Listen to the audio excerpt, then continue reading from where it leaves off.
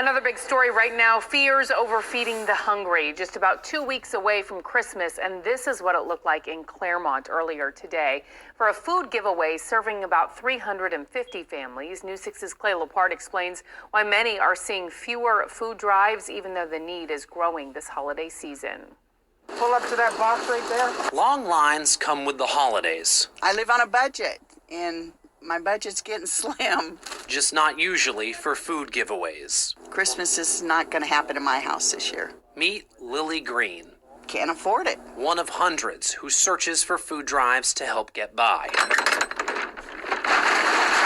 This one comes courtesy of the Lady Storm Foundation.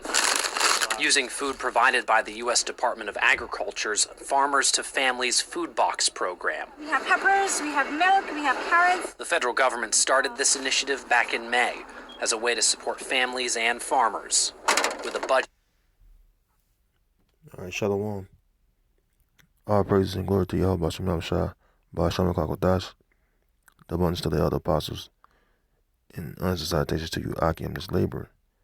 All right, Shalom to the elected nation of Israel.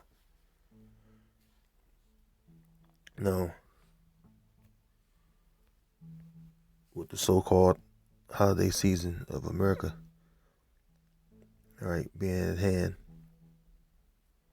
as you can see from this video, or the news clip I just played, you know, even Edomites have uncertainty, and you have,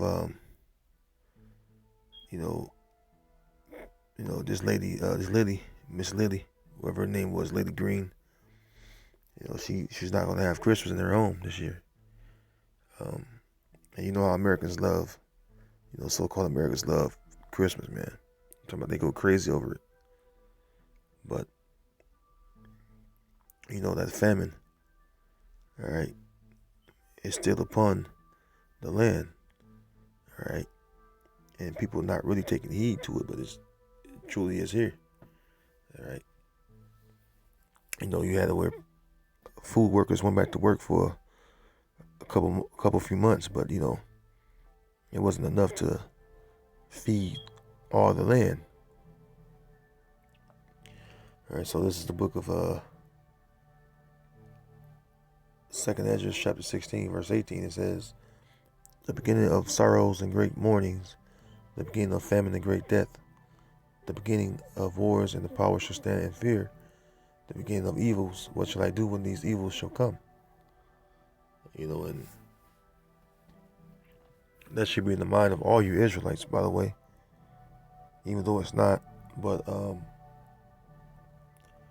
the beginning of all these different plagues, especially famine, right now is going on. Okay.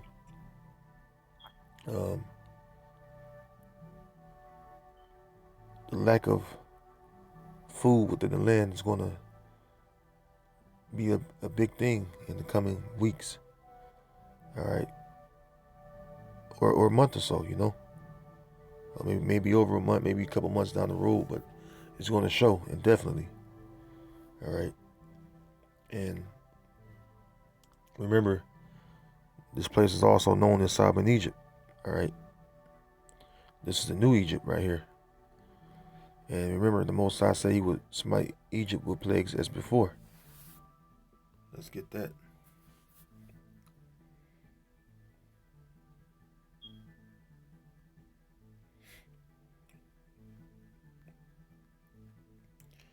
Go a chapter back. 2nd Ezra's 15th chapter in verse 10. It says, starting at verse 10, it says, "Behold, my people is led as a flock to the slaughter. I will not suffer them now to dwell in the land of Egypt." Now, it wasn't talking about old Egypt, because the Most High Heavenly Father had already done that great deliverance for us from the old Egyptian captivity. And he brought us out from that one. All right, it's talking about the new Egypt. All right, Famine Egypt, which is America. Another title for America in the scriptures. All right, it says, verse 11, and here's the point. "But I will bring them with a mighty hand and a stretched out arm, and smite Egypt with plagues as before, and will destroy all the land thereof." All right, so the Most High is going to smite Egypt with plagues as before. And one of the plagues in old Egypt was famine. Let's go right to it and touch on it just for a little bit. The book of Genesis, chapter 47, began at the 13th verse. It says, "And there was no bread in all the land, for the famine was very sore, so that the land of Egypt and all the land of Canaan fainted by reason of the famine." So back during the time of the Egyptian captivity, you had famine. So it was sore in all the land. All right. In verse 14, it says, "And Joseph gathered up all the money that was found in the land of Egypt and in the land of Canaan for the corn which they bought. And Joseph brought the money into Pharaoh's house. And when money failed in the land of Egypt and in the land of Canaan, all the Egyptians came unto Joseph and said, Give us bread, for why should we die in thy presence? For the money faileth." So, during these times, back then, the famine, was a great plague to the Egyptians. All right, and then in this current kingdom that we in, was also known as Famine in Egypt. All right, one of the plagues that hit old Egypt was famine. It was a very sore famine, and it's going to hit New Egypt the same way. Okay, and then the money failed back then, and money is going to fail you these days. All right, in the times to come, because remember, the RFID microchip is going to be the do with all. So your actual so-called money is going to fail you. Dollars, from the $100 bill on down, the different coins. You see there's a so-called coin shortage, according to the U.S. government and according to your local market stores you go to, and even in restaurants, they say you got a coin shortage. Well, how is it that you have a coin shortage, okay, when you've never seen in your lifetime a coin shortage? Okay, but all of a sudden now there's a coin shortage, showing you that the money is failing. All right, and even you have other monetary sources that people are using, like Bitcoin, because the money, what's the world reserve money right now, is the U.S. dollar. It's failing. All right. So when the famine hits very sore, all right, the money is going to fail you Israelites, and the rest of the people that dwell within this land. That includes all the heathens that are within this land, even across the earth. All right, but especially over here in Famine, Egypt. All right.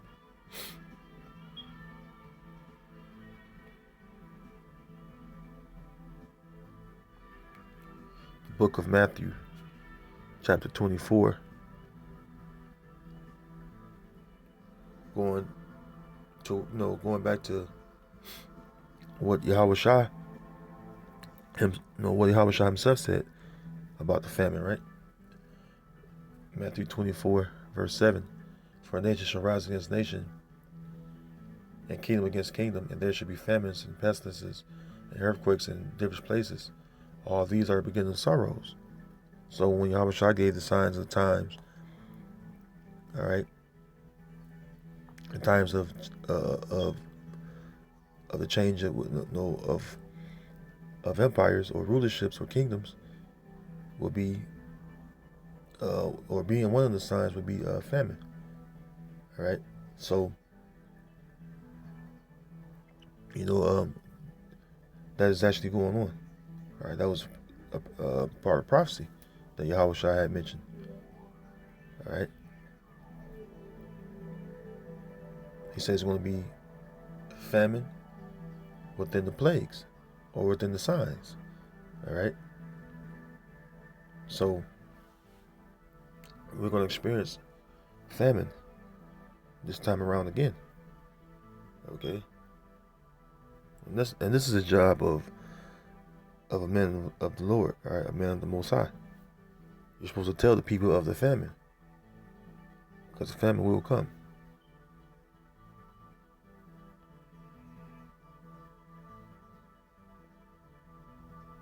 Jeremiah 28, verse 8. The prophets that have been before me and before thee of old prophesied both against many countries and against great kingdoms, of war and of evil and of pestilence. All right. If the land is experiencing famine, that's some evil. The word evil means bad or bad thing. You know, people started to experience a shortage of food. That's not a good thing at all. People start to panic and have uncertainty in their minds. All right, they start to, react out of desperation. All right, and it causes, and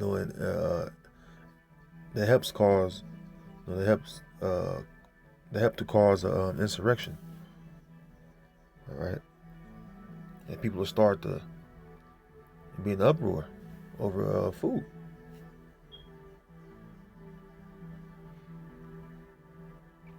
Okay. And it'll cause people to start rioting and looting. All right. Let's go back to 2nd Ezra, the 15th chapter. Let's go about the 10th verse. Nope. Let's go down some more. Here we go.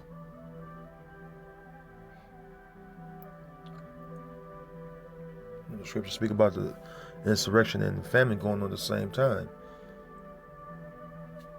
All right, 2nd Ezra chapter 15, beginning at verse 16, the point being at 19. Let's read on down. It says, verse 16, for there shall be sedition among men, and invading one another. So sedition means, violent strife, that's the insurrection right there. It says, and invading one another, they shall not regard their kings or princes, which are the government. And the course of their actions shall stand in their power. A man shall desire to go into a city, and shall not be able.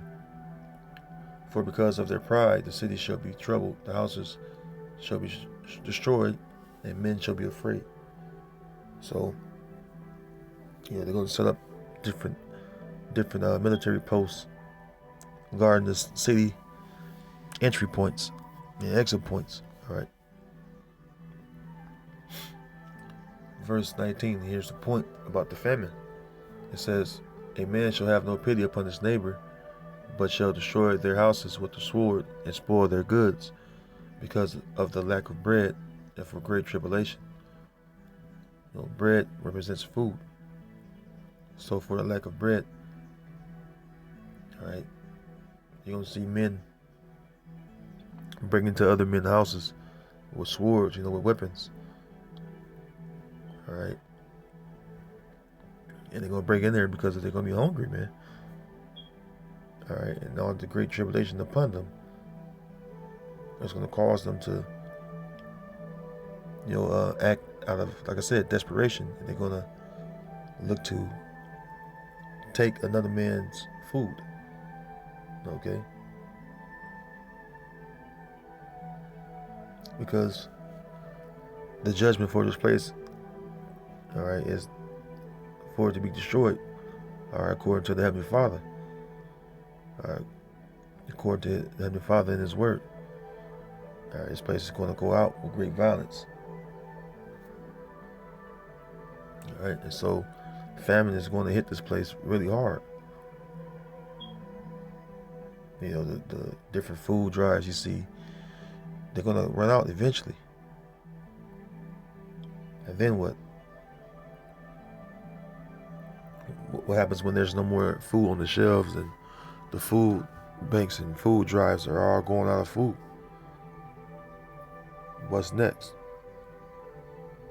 Okay. You'll have invading one another and destroying one another over food just to have something to eat. So people don't want to starve to death, you know. So what they're going to do, they're going to invade one another, going to fight with one another with weapons in their hand. All right. And to the victor go the spoils. You know, whoever win and fight, going to take the food. So with someone starving, and the only way they get some food is by taking another one's food, whether it causes death or not. That's a chaotic situation. All right. Well, you know, all hell gonna be broke loose by then. It'd be total chaos out here. You know.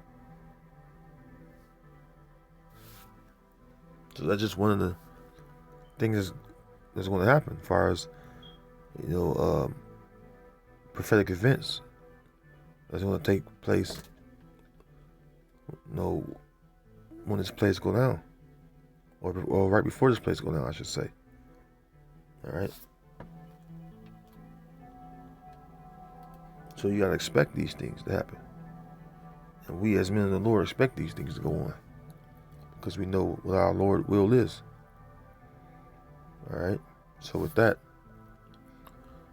Lord willing, this was edifying to you, Akim, that may have watched and tuned in.